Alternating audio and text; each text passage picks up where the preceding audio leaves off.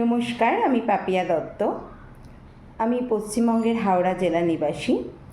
আজকে লং তরাই মশলা দিয়ে যে রান্নাটি করব সেটি হচ্ছে সবজি দিয়ে ডাল মাখানি। চলুন দেখে নিই কীভাবে বানাচ্ছি। সর্ষের তেল দিয়ে দিয়েছি, সর্ষের তেল গরম হয়ে গেছে। এবার আমি সাত জিরে ফোড়নে দেব, আর তার সাথে লং তরাইয়ের তেজপাতা দেব। ফোড়ন ভাজা হচ্ছে, এরপরে আমি পেঁয়াজ, টমেটো আর কাঁচা লঙ্কা, ছেঁড়া কাঁচা লঙ্কা দিয়ে দিচ্ছি।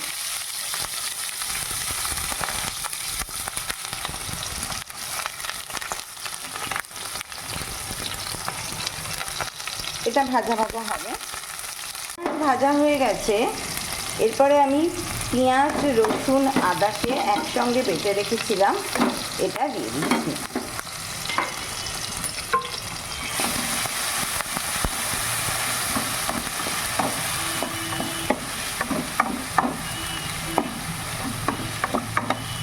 দিয়ে ভালো করে নাড়তে থাকবো। তেল ছেড়ে দিয়েছে। এবারে আমি সবজিগুলো দিয়ে দিচ্ছি। এগুলো ছোট ছোট করে কেটে রেখেছিলাম। এখানে গাজর আছে, বিনস আছে, পেঁপে আছে, ক্যাপসিকাম আছে।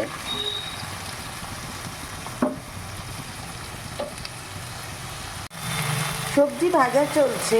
এরপরে আমি নুন দিয়ে দিচ্ছি অল্প, আর লং তরাইয়ের হলুদ গুঁড়ো দিয়ে দিলাম।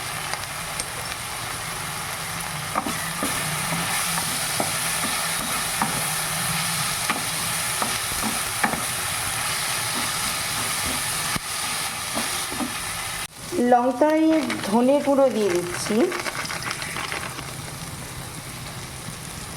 এবং লং তরাইয়ের জিরে গুঁড়ো অ্যাড করছি। এবার ডাল দিয়ে দিচ্ছি। এখানে আমি মুসুর ডাল ইউজ করছি।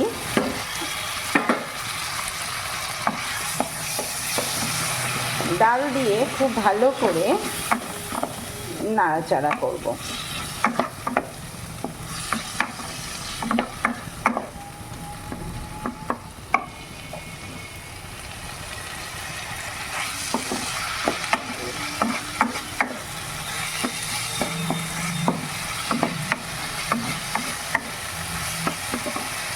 নাড়াচাড়া করার পর আমি পরিমাণ মতো জল দিয়ে দেবো।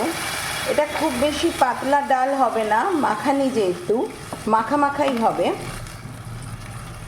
দিয়ে আমি ঢাকা দিয়ে সেদ্ধ করে নেব।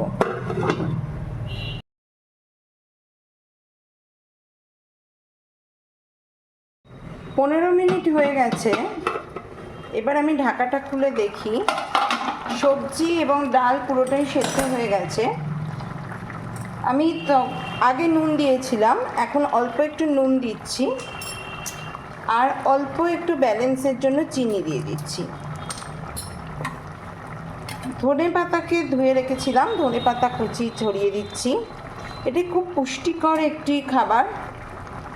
বাচ্চারা অনেকেই সবজি খেতে চায় না, তো এইভাবে সবজি খাওয়ানোই যায়।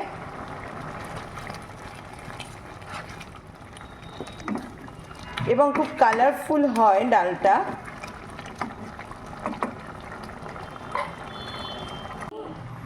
লং তরাইয়ের অল্প একটু ঘি দিয়ে দেব লাস্টে নামাবার সময়।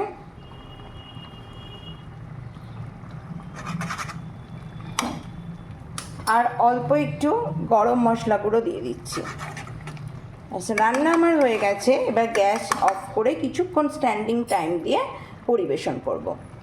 লং তরাই মশলা দিয়ে সবজি ডাল মাখানি রেডি টু সার্ভ।